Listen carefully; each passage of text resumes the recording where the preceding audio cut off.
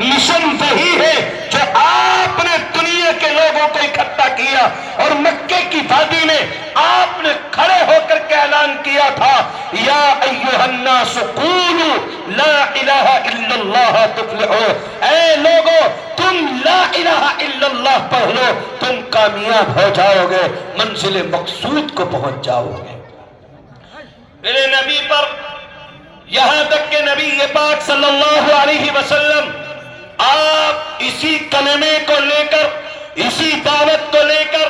اسی تبلیغ کو لے کر، اسی مشن کو لے کر جب آپ طائف کے میدان میں پہنچے، آپ نے طائف والوں کے سامنے یہ بات عرض کی، اے لوگو تم لا الہ الا اللہ پڑھ لو۔ آپ نے نہیں سنا کس طریقے سے میرے نبی کے جسم اطہر پر لوگوں نے پتھروں کی بارشیں کر دی، کس طریقے سے میرے نبی کے جسم اطہر پر لوگوں نے پتھروں کی بوچھاریں کر دی، یہاں تک کہ میرے اور آپ کے نبی کا جسم مبارک لعان ہو گیا، خون کے پھوارے چھوٹنے لگے، رحمت خداوندی جوش میں آ گئی، اور سیدنا جبرائیل امی علیہ السلام کو دنیا کے اندر پیغام لے کر کے بھیج دیا، جاؤ جبرائیل تم دنیا کے اندر چلے جاؤ، اس سے پہلے کہ میرے محبوب کے بدن سے نکلنے والا یہ خون اور یہ لہو کے قطرات زمین پر گر جائیں،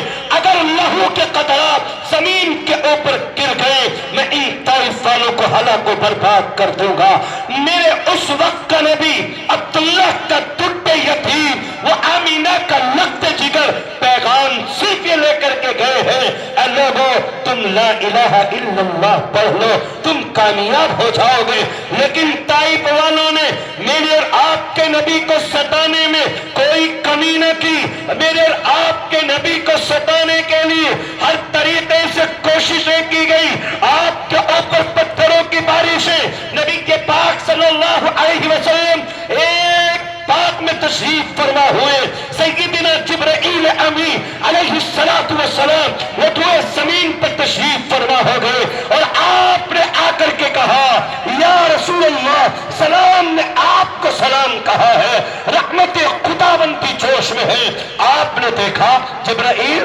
آج تو تنہا نہیں آیا، آج تو اکیلا نہیں آیا، یہ دو شخص اور کون ہیں؟ فرمایا میرے اور آپ کے نبی سے، یا رسول اللہ یہ دو شخص میرے ساتھ میں وہ ہیں جو ایک بائیں طرف پہاڑ پر مقرر ایک فرشتہ ہے، ایک فرشتہ وہ ہے جو بائیں پہاڑ پر طائف کی وادیوں پر مقرر ہے۔ آپ اگر اجازت دیں تو رحمت خداوندی نے اعلان کر دیا ہے، رب کریم نے اعلان کر دیا ہے، آج وہی فیصلہ ہوگا جو محمد عربی دنیا کے اوپر بیٹھ کر کے فیصلہ کر دیں گے۔ کیا پیغام دیا میرے اور آپ کے نبی نے دنیا کے لوگوں کے لیے؟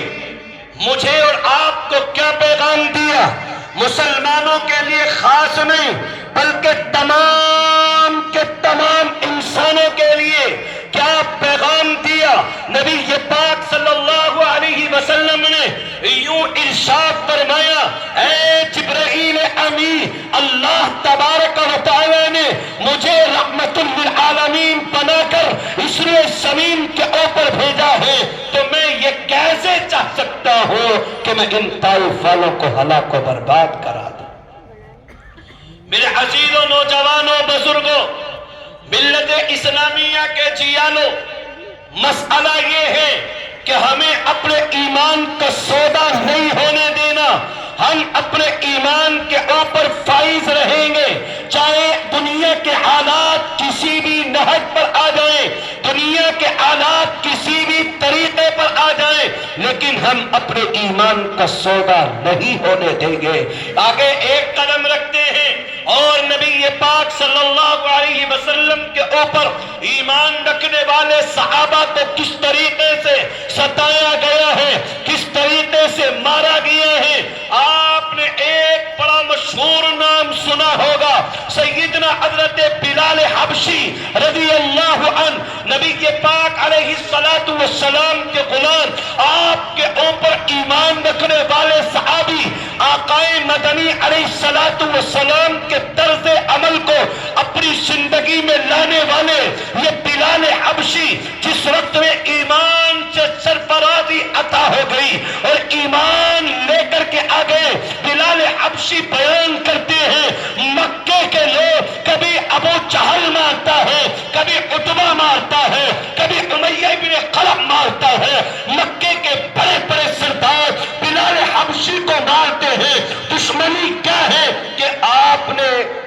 لا الہ الا اللہ کیوں کہا ہے؟ مسئلہ کیا ہے؟ صرف لا الہ الا اللہ کی بنیاد پر لوگ، دنیا کے لوگ جس طریقے سے بلال حبشی کو تڑپاتے ہیں، کبھی بلال حبشی کے جسم پر اس مکے کی تپتی ہوئی نوکیلی پتھریلی زمین کے اوپر لٹا کر پہاڑ کی چھوٹی چھوٹی ٹکڑیوں کو رکھا جاتا اور بلال حبشی کو مارا جاتا اور کہا جاتا آج بھی تم دامن مصطفیٰ کو چھوڑ دو، آج بھی تم رحمت خدا بندی کو چھوڑ دو، آج بھی تم ایک اللہ کی اطاعت کا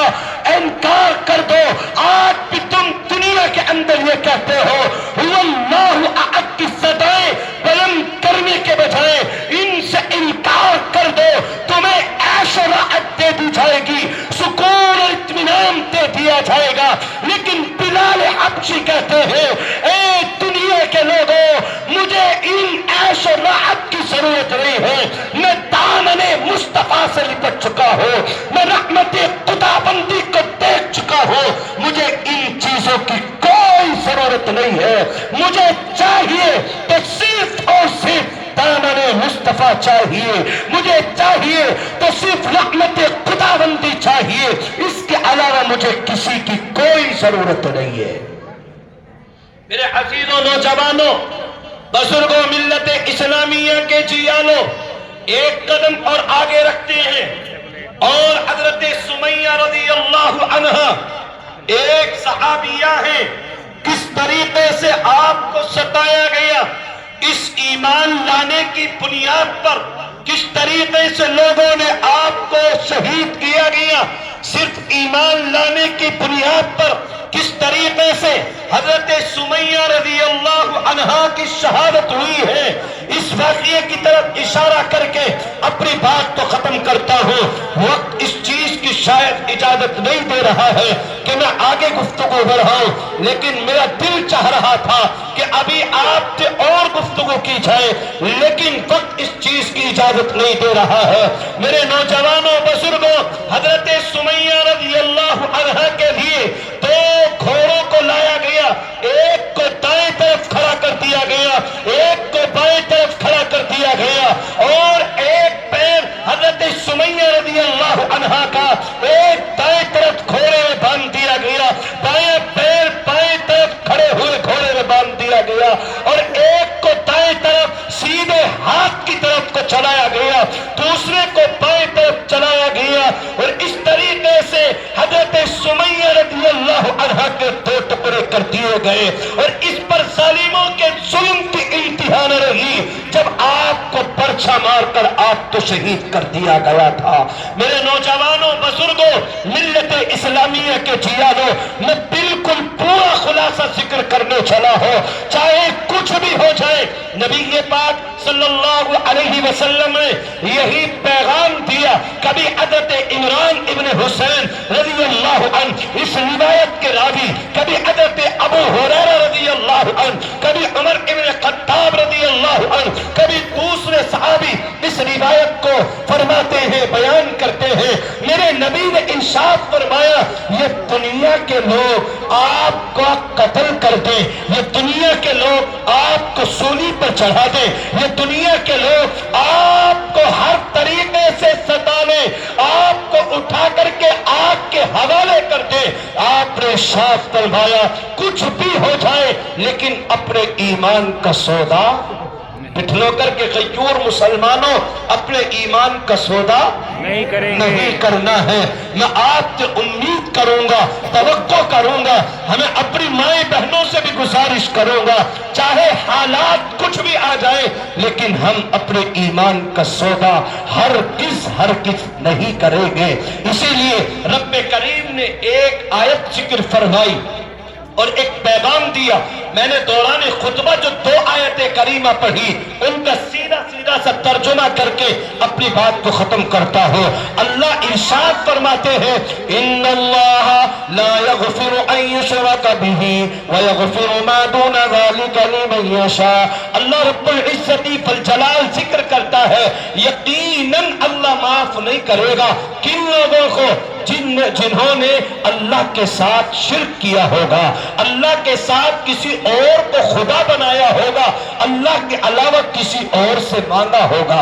یاد رکھیں، اور رب اعلان کرتا ہے، میں نے دوسری آیت ذکر کی اور دوران خطبہ تلاوت کی، فرمایا رب کریم نے وَمَن يَكْفُرْ بِالْإِيمَانِ فَقَدْ حَبِطَ عَمَلُهُ۔ وہ تمام کے تمام لوگ سن لینا کہ اللہ رب العزت والجلال بیان کرتے ہیں کہ روئے زمین کے اوپر رہ کر جس انسان کو ایمان کی دولت سے سرفرازی مل گئی، ایمان کی دولت مل گئی، اور پھر اس کے بعد وہ کفر کو اختیار کرتا ہے تو اس کے تمام اعمال ضائع کر دیے جائیں گے، بیکار ہو جائیں گے۔ اور پھر فرمایا اللہ نے وَهُوَ فِي الْآخِرَةِ مِنَ الْخَاسِرِينَ، اور جب وہ اس دنیا سے اٹھ کر کے آئیں گے اور جب آخرت میں پہنچیں گے تو خسارے، نقصان اور ٹوٹے کے علاوہ کچھ بھی نہیں ملے گا۔ میں نے ایک حدیث مبارکہ پڑھی جس میں نبی پاک صلی اللہ علیہ وسلم نے 5 باتیں ارشاد فرمائی، اور ان میں سے میں نے آپ سے جتنی دیر بھی گفتگو کی ہے بس ایک بات کے اوپر گفتگو کی ہے۔ اگر رب کریم نے دوبارہ موقع دیا تو انشاءاللہ العظیم اپنی گفتگو کو آگے بڑھایا جائے گا۔ رب کریم سے دعا فرما دے میرا مولا کہنے سننے سے زیادہ عمل کی توفیق عطا فرما دے۔ آپ نے ارشاد فرمایا بنی الاسلام علی 5، اسلام کی بنیاد 5 چیزوں پر ہے۔ آپ کے لیے سبق دے کر کے جا رہا ہوں، اللہ رب العزت نے اپنے نبی کی زبانی ارشاد فرمایا، اور میرا اور آپ کا نبی ارشاد فرماتے ہیں اسلام کی بنیاد کتنی چیزوں پر ہے بھائی؟ 5 چیزوں پر ہے۔ سب سے پہلی چیز شہادت اللہ الہ الا اللہ وَأَشْهَدُ أَنَّ مُحَمَّدًا عَبْدُهُ وَرَسُولُهُ، جس چیز کی دل سے گواہی دینا کہ اللہ کے علاوہ کوئی معبود نہیں ہے، اللہ کے علاوہ کوئی خالق و مالک نہیں ہے، اور نبی پاک تاجدار مدینہ صلی اللہ علیہ وسلم اللہ کے آخر نبی، اللہ کے آخر رسول، اللہ کے آخر قاصد ہے۔ اور 4 باتیں اور رہ گئی ہیں انشاءاللہ العظیم کسی موقع پر ذکر کی جائیں گی۔ رب کریم کہنے سننے سے زیادہ عمل کی توفیق عطا کر دے۔ وآخر دعوانا ان الحمدللہ۔